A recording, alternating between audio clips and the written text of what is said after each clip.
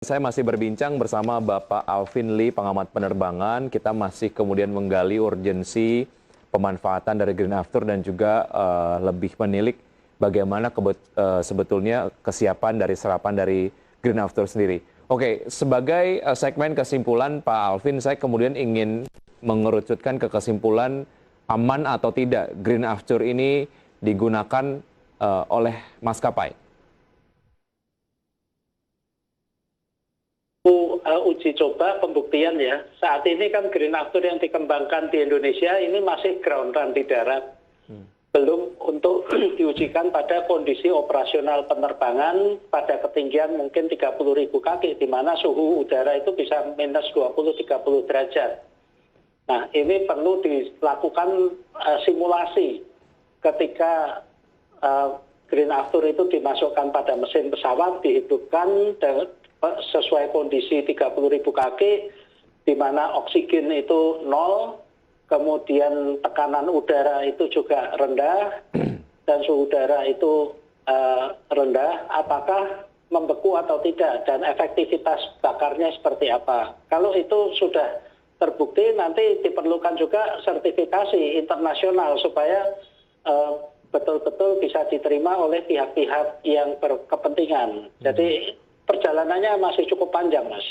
Betul. Dan semua tahap itu harus dilalui secara detail karena untuk kepentingan dari stakeholders penerbangan yang ada di seluruh dunia jika kemudian ini menjadi sebuah bahan bakar yang dikomersialisasi dan banyak maskapai yang mungkin akhirnya menentukan untuk akhirnya menyerap gitu ya. Bicara mengenai stakeholders penerbangan ada penumpang, awak pesawat, operator, dan lain sebagainya untuk keamanan dan juga keamanan kita semua. Oke, bicara mengenai Aftur yang general, Pak Alvin, terkait dengan harga Aftur yang sempat menjadi concern lah terkait dengan harga Aftur di Indonesia yang dibilang kemudian tinggi jika dibandingkan dengan negara-negara lainnya. Kondisi ini masih terjadi atau seperti apa, Pak Alvin? Update-nya? Iya, kalau sekarang saya kira harga Aftur itu di Indonesia dinilai mahal karena biaya distribusinya yang mahal. Jadi kita jangan hanya melihat penggunaan bahan bakar Aftur itu di harga Aftur itu di Bandara Soekarno-Hatta ya. Itu turun dari pelabuhan bisa langsung ke Soekarno-Hatta. Tapi bagaimana Aftur itu dibawa ke tempat-tempat yang remote, ke Indonesia Timur dan sebagainya. Dan sebagai pemasok, Pertamina kan harus melakukan subsidi silang. Jadi itu ada unsur-unsur di sana. Demikian, Mas.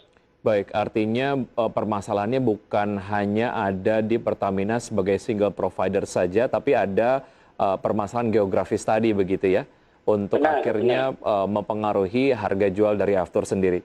Oke, terkait dengan permasalahan tersebut, solusi-solusi apa yang kemudian ditawarkan ataupun mungkin dibuatlah untuk menekan harga Aftur di berbagai bandara di Indonesia. Tapi kemudian secara harga keekonomian untuk Pertamina juga masih reasonable, tapi untuk teman-teman maskapai juga masih oke lah gitu.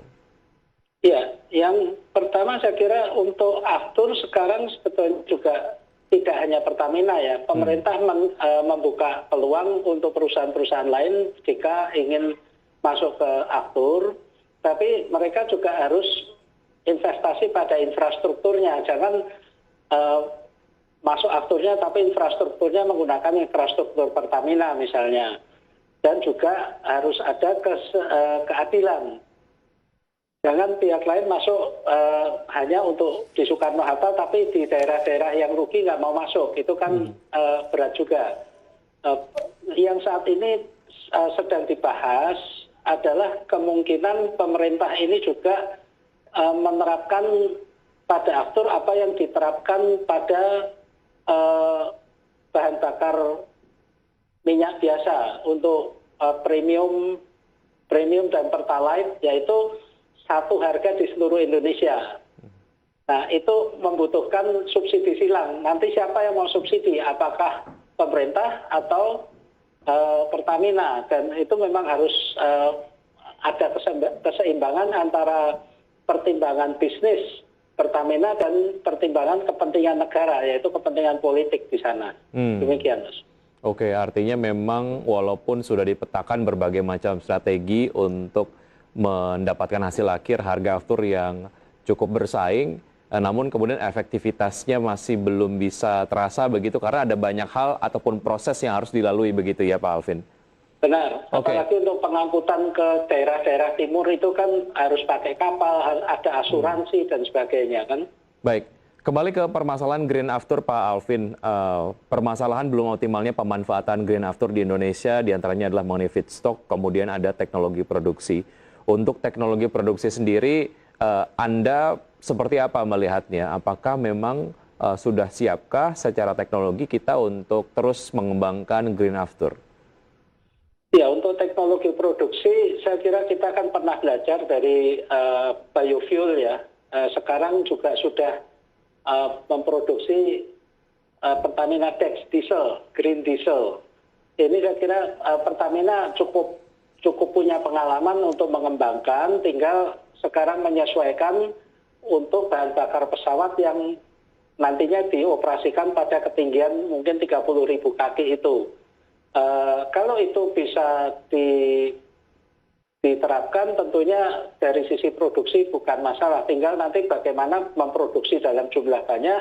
Ini juga terkait dengan jaminan pasokan bahan bakunya, jangan bisa produksi bahan bakunya tidak terjamin, dan yang tidak, justru saya kira yang menjadi tantangan adalah nanti untuk distribusinya.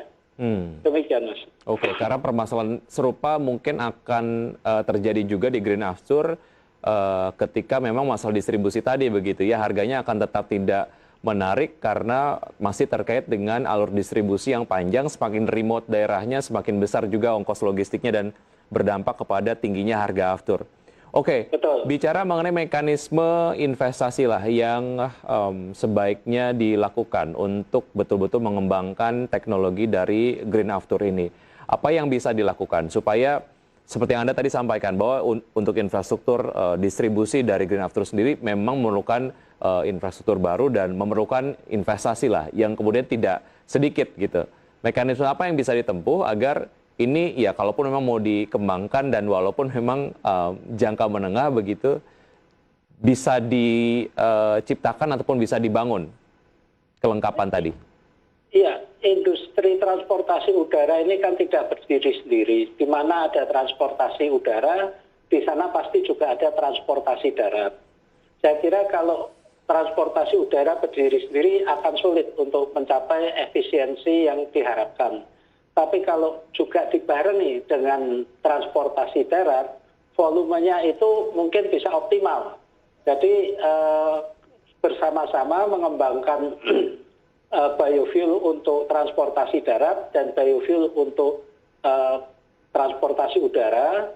Dengan demikian nanti akan tercapai efisiensi untuk distribusinya, untuk infrastrukturnya. Jadi memang ada divisi biofuel tersendiri di Pertamina yang melayani baik darat maupun udara. Saya kira itu perlu ditempuh. Ya, kita beri dukungan yang maksimal untuk proses research and development terkait dengan green aftur di Indonesia, dan yang paling penting hasil akhirnya adalah aman. Karena itu concern yang paling paling utama lah begitu. Tidak dapat ditawar itu. Tidak dapat ditawar. Baik, ya. Pak Alvin, terima kasih sudah bergabung dan juga berbincang bersama kami di Market Review. Terima kasih untuk point of view yang sangat komprehensif. Sukses untuk Anda, sehat selalu Pak Alvin. Sampai jumpa. Terima kasih, sehat selalu.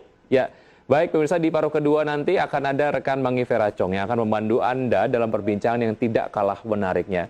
Mangi, topik apa yang akan dibahas di paruh kedua nanti? Baik Wiki, di paruh kedua nanti saya akan berbincang dengan Bapak M. Karisma selaku Financial Planner. Mengenai topik kali ini yang cukup menarik, yaitu hal apa sajakah yang harus kita persiapkan jika kita ingin melakukan pensiun dini atau ditawari pensiun dini oleh sebuah perusahaan. Demikian Wiki. Oke, ini menjadi satu hal yang sangat menarik mengingat kondisi dari pandemi COVID-19 mulai menunjukkan konsekuensi terhadap dinamika dari iklim usaha di Indonesia dan mengharuskan banyak sekali perusahaan-perusahaan yang ada di Indonesia untuk menawarkan opsi pensiun dini kepada karyawannya. Kita akan nantikan perbincangannya di sesi berikutnya, Mangi, dan tentu saja pemirsa tetap di Market Review saja, kami akan segera kembali.